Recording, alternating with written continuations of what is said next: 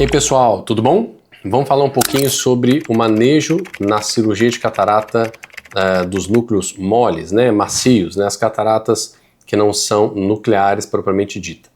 São desafios totalmente diferentes de cataratas nuclear grau 2, grau 3 e grau 4. Inclusive tem um vídeo aqui no canal que a gente fala sobre manejo em núcleos duros. É uma aula bem prática, mas bem comprida, bem grande, com vários detalhes do manejo. Essa aqui, então, algumas coisas a gente não vai abordar da mesma maneira, porque é outra cirurgia, né? Operar um cristalino quase transparente, uma subcapsular, uma cortical anterior densa, são desafios totalmente diferentes, configurações de aparelho diferentes, técnicas cirúrgicas diferentes de cataratas médias ou hipermaduras, que muitas vezes a média é a mais comum que a gente vê na prática do dia a dia. Então vamos lá. Primeiro, se você estiver pegando um cristalino transparente, ou seja, às vezes é um glaucoma de ângulo fechado que você não respondeu iridotomia e você tem que fazer uma faco, esse paciente já está aí nos seus 55, 50 anos para frente, lembrando que aqui é uma indicação, não é refrativa, é uma faco em cristalino transparente, né? Nesse caso do glaucoma de ângulo fechado, ou mesmo uma catarata, uma faco refrativa, o paciente tem aí 60 anos, uma hipermetropia, quer operar, ficar livre dos óculos, você está autorizado a fazer isso, acima de 55 anos você está autorizado, você vai encarar uma cirurgia dessa. Primeiro, se for um cristalino, uma faco refrativa, poxa, planejamento cirúrgico muito bem feito, uma conversa muito franca no consultório sobre os riscos e benefícios daquela cirurgia, né? Porque você está pegando um paciente 20/20 e operando. Um pré-operatório aí com exames de imagem muito bem feitos. Na minha cabeça tem que incluir um OCT macular para você se resguardar, uma topografia muito bem feita, uma biometria óptica nesses pacientes, uma microscopia especular associada a um belo exame de lâmpada de fenda, uma análise de superfície, né, do olho também muito bem feita para saber se não tem um olho seco. Entendam, pessoal, é uma responsabilidade muito maior você operar um paciente desse que tem expectativas muito altas e que vários fatores podem complicar a sua vida.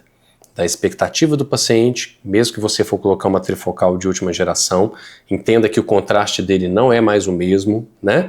Para você ganhar profundidade de foco, os 3 focos, você vai abrir mão de alguma coisa, você vai abrir mão de contraste, esse paciente pode ter queixas não só de halo e glare, mas ele vai diminuir o contraste, né? As trifocais diminuem em média aí 30% de contraste dos pacientes, é muita coisa. Um glaucoma inicial pode diminuir até 20% o contraste do paciente, glaucoma inicial. Então, o glaucoma inicial vai ser inofensivo, pega uma lente que reduz 20%, um glaucoma que reduziu 15%, você já está com 35% de redução de contraste. Um paciente que vai perder contraste ao longo da vida. Então, assim, a se considerar, né? A gente tem surgido lentes bacanas aí no mercado, às vezes monofocais plus, que eu acho que fazem mais sentido em pacientes que têm qualquer comorbidade ocular do tipo olho seco, glaucomas, alterações de retina, fundos de olho que não são bonitos, etc, etc. Voltando ao assunto, catarata então, núcleo mole. Fez seu pré-operatório, como é que você vai manejar os parâmetros cirúrgicos desse paciente? Aparelho de faca e emulsificação tem que estar bem configurado. Provavelmente você não vai usar nem ultrassom nesse paciente. Se for um aparelho que só tem longitudinal, coloca o mínimo possível, coloca lá 10 de ultrassom, né? E se tiver torcional, desliga o longitudinal, deixa só o torcional, um torcional baixo aí de 30%, 50% no máximo. O tempo on da máquina dos ultrassons, né?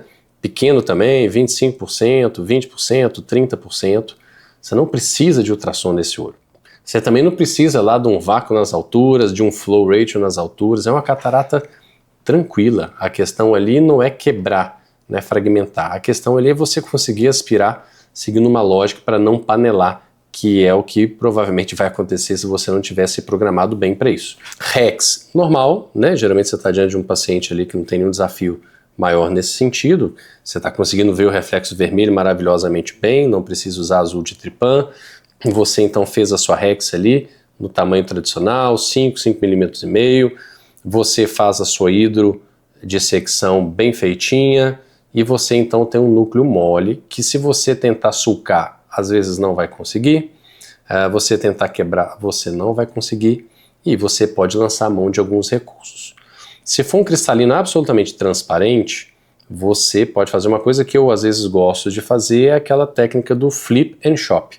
Na hora que você faz a hidro, o cristalino ele luxa, né, parcialmente para a câmara anterior, você já consegue aspirar ele ali, pelo menos a metade dele está na câmara anterior, ou entra com a caneta de um lado, o gancho do outro e já fratura esse cristalino. Então, flip and chop, você pode entrar ali comendo ou fraturando e depois comer. Ou, se você for fazer em the bag, você pode sim fazer um sulco, mas diminui, como eu te falei, o ultrassom, não usa ultrassom excessivo para não fazer aquele sulco muito largo. E esse sulco vai precisar ser bem fundo. Você vai ter que ir bem fundo, ou seja, um manejo muito bom de foco, né?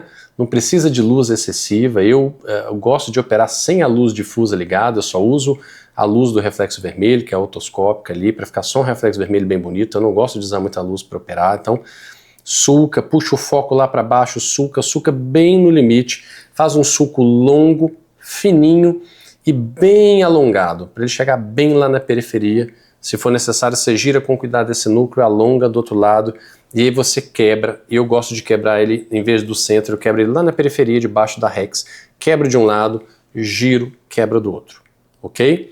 Tem núcleos que nem isso permitem, são núcleos tão moles que você não consegue. Então, eventualmente, você pode usar a técnica de panelar mesmo. Você vai lá, remove todo o núcleo central, né? Remove, vai ficar só aquele córtex. Você pode eventualmente tirar só com a própria caneta de IA, se for mais denso. Você pode entrar com metil, como se fosse uma hidro, né? Entre o córtex, aquele material de núcleo periférico, e a cápsula do cristalino, e injetar o metil. Aquilo vai soltar, vai cambalhotar, né? O cristalino, você pode cambalhotar e comer. Fato é que não é tão simples quanto quebrar, é muito difícil. Se fizer um núcleo, um sulco muito largo ou muito raso, você não vai conseguir quebrar esse cristalino. Panelar não é problema desde que você sair dessa panela. Você pode panelar proposital, como eu falei, aspira, cuidado sem exagerar os parâmetros, como eu te falei, às vezes não precisa nem de ultrassom, ou um cheirinho só de ultrassom, 5, 10 de ultrassom, e você vai ali comendo, deixa aquela casquinha.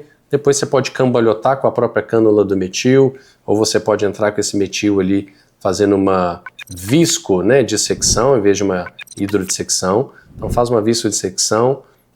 O ganchozinho, eu prefiro usar sempre o gancho do lado rotador, não precisa de Nagahara, de nada cortante ali dentro, porque você não está chopeando. Então usa uma ponta romba que você pode manejar perto da cápsula sem correr o risco de romper, sem fazer uma ruptura. Então, conquistou o núcleo, aspira o seu córtex, lente no bag, né, hidrate suas incisões, aspire bem esse metil, hidrate as incisões, acabou a cirurgia. Se você estiver no início da cirurgia e tiver uma ruptura de cristalino, é claro, uma complicação muito indesejada, você vai ter que entrar com metil, vai ter que aspirar. Se for um cristalino transparente, dá para aspirar quase que a seco, você vai botando metil e aspirando, botando e aspirando, né, ou entra com vitreófago ali e vai usando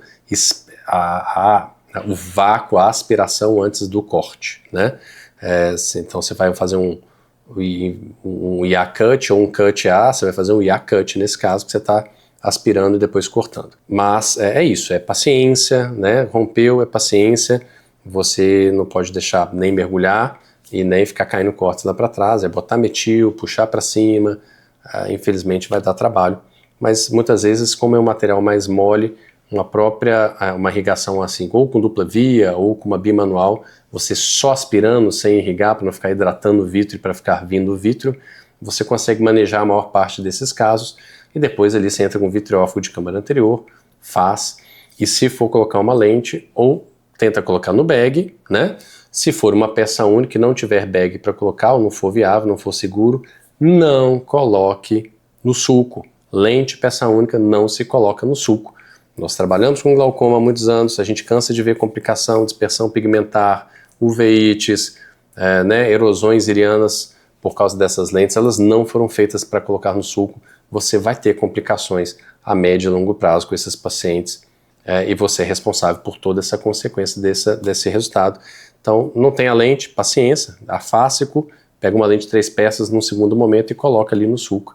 Ou vai fazer uma técnica de fixação se você teve uma ruptura de saco tão grande. Isso é um tema de outra aula, ok? Mas o segredo que eu queria dizer para vocês é isso. Você vai usar muito mais vácuo do que ultrassom. É importante você dar uma olhada nos vídeos, né, discutir com colegas mais experientes. Se é seus primeiros núcleos, você busque alguém profissional mais experiente para estar ali, pelo menos no ambiente cirúrgico ou do seu lado durante a cirurgia, que seria o ideal. Né? Tá com dificuldade, a pessoa assume, te mostra como é que fazer uma cambalhota com metil, como é que você faz uma viscodissecção, como você pode panelar propositalmente e aspirar, como que você pode fazer esse sulco longo, né, e fazer essa fratura. Lembra que o vetor de fratura ele nunca é na parte de cima do núcleo, né? O ganchinho fica muito superficial, você fica fazendo isso com o núcleo e você não consegue quebrar lá embaixo. Então, é caneta bem no fundo, é ganchinho bem no fundo, fazendo esse movimento lá embaixo, né? Em vez de fazer esse movimento aqui em cima, é movimento lá embaixo.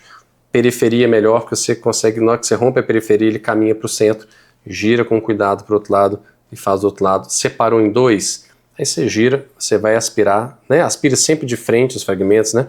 Sulcou, tenta ficar aspirando aqui e aqui, né? Sulcou, gira bonitinho, pega de frente, você vai comer isso sem dificuldade nenhuma. Cuidado, às vezes o aparelho está configurado para ficar dando ultrassom quando você oclui a caneta, que é o IP da álcool, então ocluiu, ele dá um ultrassom automático, desconfigura isso, se você quiser aprender e puxar, né? Então toma cuidado. Ressalva especial para subcapsulares posteriores, que eventualmente não são subcapsulares posteriores, são polares posteriores. Aí cabe um exame muito detalhado de lâmpada de fenda para que você não faça uma hidrodissecção num paciente que tem uma polar posterior, você tem um risco de ruptura imediata da câmara desse paciente. Estou em dúvida, não sei se é uma polar, não sei se é uma subcapsular, faça uma uma núcleo dissecção, né? Faça ali a hidro mais central no cristalino, né? Faça só a hidro em torno do núcleo, aspira esse córtex, deixa aquele restinho lá no posterior para o finalzinho do finalzinho, e você depois então ali se aproxima ou com uma IA ou com a própria caneta para ver se aquilo está móvel ou não. Se for uma cortical, aquilo não vai ficar parado, se for uma polar ela vai estar fixa, e aí você vai ter que se preparar para fazer uma cápsula Rex posterior nesse paciente para botar uma lente in the bag. É também um assunto para uma outra aula. Pessoal, esses são as considerações principais, espero ter ajudado vocês. Curte, compartilha se você achar que o conteúdo é legal. Coloca aqui embaixo seus comentários, suas dúvidas, vamos discutir. O objetivo aqui é aprendermos juntos, não tem ninguém que é dono da verdade. A gente só está explicando aí em cima de 15 anos de experiência de preceptoria de cirurgiões de catarata e de glaucoma, tendo sofrido das dores quando fui residente, tendo sofrido das dores enquanto preceptor, e hoje em dia também vendo os pacientes que se complicaram ao longo do tempo, como que a gente vai ver na repercussão a longo prazo, como que isso é muitas vezes prevenível, né, diminuindo a dor de todos nós. Abraço, obrigado pela atenção de vocês.